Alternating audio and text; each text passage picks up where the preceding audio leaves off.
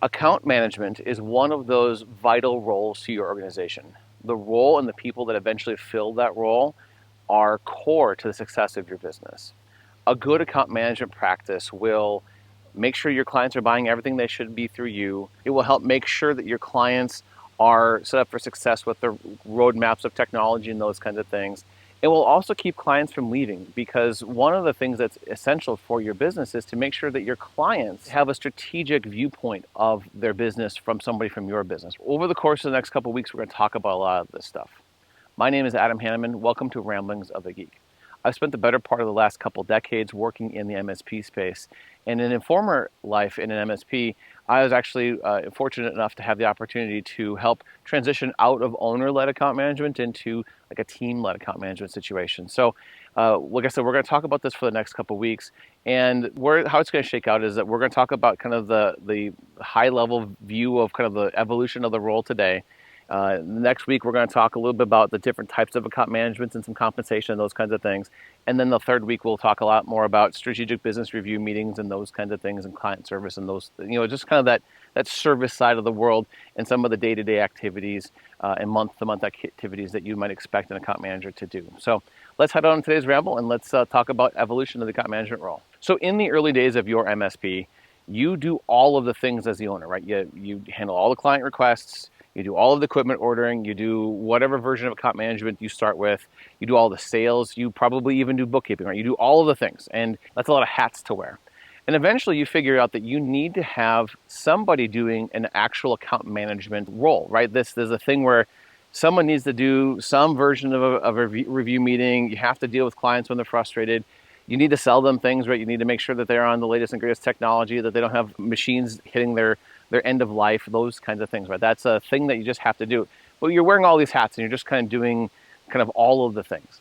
And eventually you figure out, hey, I should probably do some amount of ongoing business review meeting with my clients because it's an important thing to do. And so you do that, and you do it well because you're an owner and you can adjust the process as it goes. And maybe you write some stuff down, but oftentimes I find that owners write a little bit down and a lot more of it lives up in their heads, which is totally fine, right? That's part of the deal. But I think it's important to think about this as an evolutionary process, right? Because when you're very small and you're doing all the things, you can kind of just do it all, right? Well, at some point, trying to do it all is too much, right? And you've hired a couple techs probably by now, and your business is growing a little bit, and you find that scheduling and prepping and following up and doing all the things that have to go with like a typical strategic business review meeting or strategic review meeting with your client is too much to do, right? So you have to get some help, right? And this usually comes in the form of some admin assistant, virtual admin, office manager, right? You hire someone to help with the administrative pieces of it because, frankly, scheduling appointments and prepping documents and some of those kind of things aren't the best use of your time. And it's better for you to hire someone who's good at that kind of stuff and can really help you out there. Let them deal with that. And then you can do the meetings themselves and the client interaction, right? It's a really solid way of separating those tasks and those responsibilities. This administrative person can be a massive upgrade to your business. So this is where you want to make sure that you're handing things off, but know that you don't have to have the process fully dialed in to bring that person on board, because oftentimes a solid admin professional can help write some of those things down for you as well. You can kind of show them the process, they can start writing it down, and they can help iterate it over time. And then as your business grows, you find that you don't have enough time to even do the business review meetings any longer. You have a lot going on. You need to do some sales. You need to do all of the things, right? Again, you're still wearing a lot of different hats. The account management hat overall is one of those things you do have to give over to somebody else. This isn't the thing you can hold on to forever. You get to the point where you've hired a number of techs, your company has grown quite a bit, and you hire your first account manager because that's an important thing to do. And you bring on a person who can run this side of the business for you, right? They're good with customer service, client service. They can run roadmap conversations. They can do a little inside sales. They can do those kinds of things. That's typically the person you hire. And this is one of those areas where I might hire someone who's maybe been there, done that a little bit before, especially if they've had some version of account management role in the past. This first account management hire is the person who's going to help kind of shift the process from owner-led to non-owner-led. When you hire this person, you have to expect a couple things. The first thing is You need to expect that the processes that worked well for you as an owner might not work for them very well as a non-owner running this part of the process, right?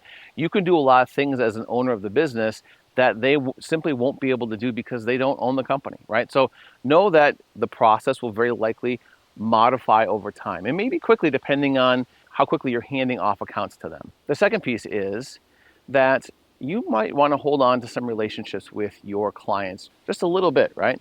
The key is to not undermine your account manager's roles and responsibilities, but to kind of keep an eye on things from a little bit from afar, right? The idea here is that you continue to have a little bit of a relationship with especially key accounts with some of the owners or C-suite people there and maybe some sensitive accounts just to kind of keep your eye on things. This isn't to say that you need to do a bunch of stuff, but just as a maybe check in here and there, just to see how they're feeling about stuff, especially as they've shifted away. Usually this first shift away from owner-led account management to non-owner-led account management might lead to some frustration from your clients. Not always, but it could happen. So be a little bit mindful of that, but do not undermine your account managers. You don't want those owners and C-suite people coming to you as the owner. You want them going to the account manager. So if there's an issue, you might want to coach the account manager a little bit and let them deal with the things, right? So because by now you've stepped out of like 99% of things, right? You do not run things anymore. You do not take a request from a client, sneak it in a side door to your business, right? You want to make sure that all that stuff still routes through your account manager, your service manager, and whomever else is in your business. Because as an owner, one of your roles is to step further and further and further back as your company matures and grows. After you've hired a couple account managers, it's time to think about bringing in a manager for the department. Now, most account management teams don't grow real fast.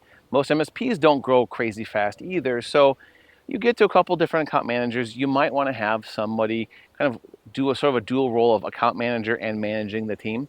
Again, that should not be you as a business owner. You've got enough other things to worry about, and account management is one of those things that you really do need to hand off. So think about bringing on somebody who can manage the team and do a little bit of the work themselves. Oftentimes, it's somebody that you promote from within.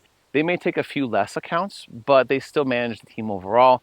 And I was very fortunate to have somebody like that at one of my former places where he was able to kind of run the team, manage a lot of accounts, and just do it all very well. If you can find that person for your business, I highly recommend it. But ultimately, at this point, your account management practice is owned by somebody else. And that's what you want as a business owner, right? You really want to go from wearing all the hats, doing all the things, to having somebody help a little bit, to having a full-time account manager, to having a fully managed department where you don't have to worry about it on a regular basis. That's really the evolution that I think you should be aiming at. Over time, especially as your MSP grows, especially if you get real large, your account management process and team, they take on a whole other identity. But for the vast majority of MSPs, your account management team is usually a handful of people who are doing really great work for you and for your clients, and they're really driving those relationships forward. So again, this is the first of a couple different videos on account management, and look forward more of them coming up soon. So thanks for coming on this ramble with me, and hope to see you on the next one.